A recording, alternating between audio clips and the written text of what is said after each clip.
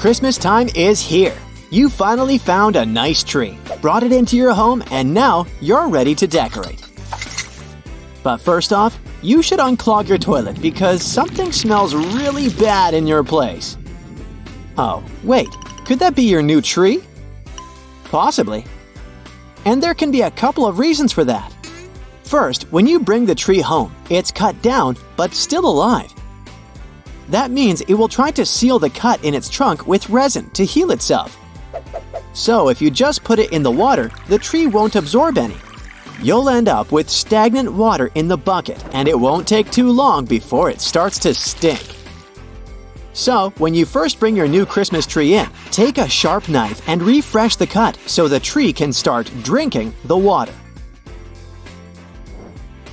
Or you might have brought it too early. A Christmas tree enters the final stage of its life when you bring it indoors. When a tree has withered, it stops absorbing water.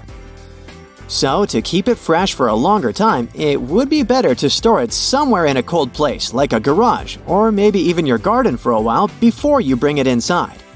This way, your tree will get about 2 extra weeks before it starts to dry out. You can do your best, but there's always an option that you have picked the tree that wasn't fresh from the beginning. Not every vendor sells Christmas trees that are recently cut. Sometimes, they leave them in a warehouse for a few weeks before taking them out on sale. Here's a tip to notice the difference. When choosing your tree, run your hand through a branch. If you see needles come off, keep looking for a fresher one. But if you did buy a tree that's not that fresh, you can still perk it up. Put some fresh water in the stand and add an aspirin in there. Or you can try to mix some sugar, aspirin, and a little bit of lemon juice to get a couple of extra days of a good-looking tree that smells well. Sometimes, trees smell bad not naturally. It's done on purpose. Lincoln, Nebraska had a problem with people who kept stealing Christmas trees. To stop them, they had to add a liquid called fox urine. You can get that in a store that sells trapping supplies. They sprayed this liquid on their trees and left signs that claimed that the smell was really bad, especially if you brought the trees indoors. And to make the stench even stronger, they added a pinch of skunk smell. That combination was awful enough to keep the thieves away. On the campus of the University of Minnesota, people would either take whole Christmas trees or they would cut off the tops of those big evergreen ones. To stop this, the team in charge of taking care of the land of the university started spraying the trees with a strong, bad-smelling liquid that skunks use as a defense mechanism. And it worked. Ever since 2012, no trees have disappeared from the campus. In Port Republic in New Jersey, people also had to use a stinky mixture to protect their Christmas trees from being stolen. This time, if you brought the tree inside a warm house, you'd sense something similar to the smell of rotten eggs. One homeowner from Lancaster County, Nebraska, didn't feel like applying the smell. So he just left a few warning signs that his tree was sprayed with something disgusting. It worked for a couple of years, until he decided not to put up the sign since the tree had grown too tall, so he thought it was safe. But that was the year when thieves took it. Minnesota also had a problem with people stealing Christmas trees. Their Department of Natural Resources watched a property in a forested area for 2 nights because they had wanted to catch a young couple who kept stealing spruce trees from the land that was in the ownership of the state. That couple was kinda like a modern version of Bonnie and Clyde. They had illegally cut down almost 2,000 trees. They wanted to sell them, but eventually they ended up arrested. Of course, Christmas is not only about smelly or non-smelly trees. Different countries have their own ways of celebrating this holiday. For example, in Austria, there's a character called Krampus, who scares kids who haven't been good and leaves them sticks. In Catalonia, a region in northeastern Spain, they have a nativity scene with their own funny figurines. They also have a pretty unique tradition called Dia de Nadal. It's a log with a red hat and a face drawn on it.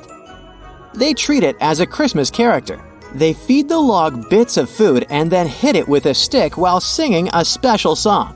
The log is then supposed to poop out presents, which are often pieces of nougat candy.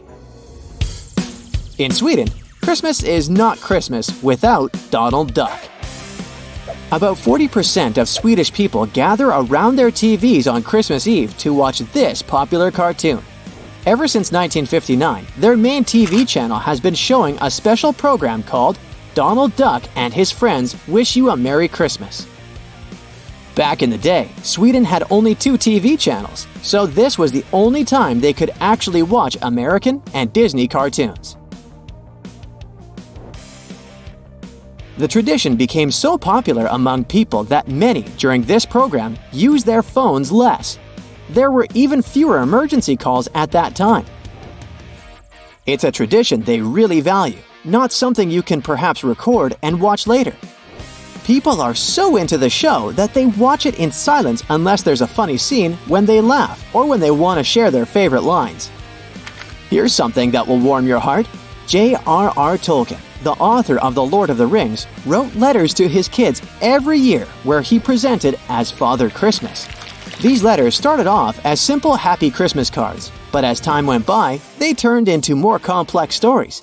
After a while, he even started talking about goblins, a polar bear sidekick, the man on the moon, snow elves, and many other magical things. He even developed a special Arctic language. People in Iceland have a beautiful cozy tradition, which in translation from their language means Christmas book flood.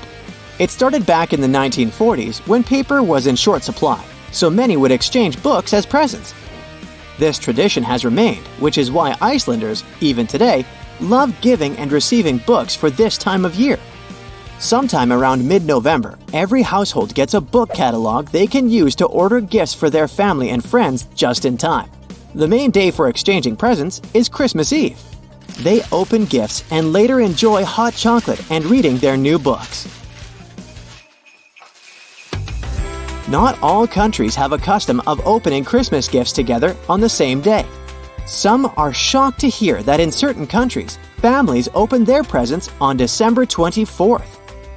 Hollywood movies often show families who put out Christmas and milk for Santa, who comes to visit on Christmas Eve.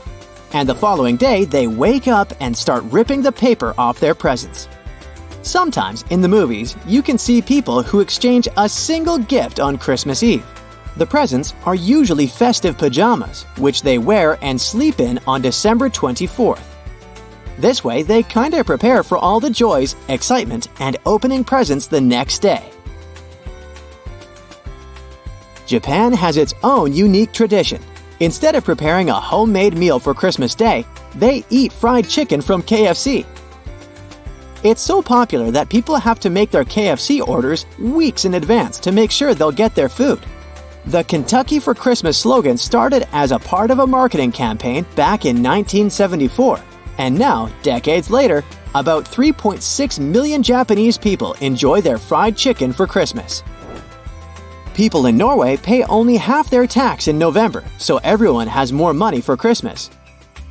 That way, a month before Christmas is the time when Norwegian employees really make the most of their working hours. They might even put in a bit of overtime. That's it for today. So hey, if you pacified your curiosity, then give the video a like and share it with your friends. Or if you want more, just click on these videos and stay on the bright side.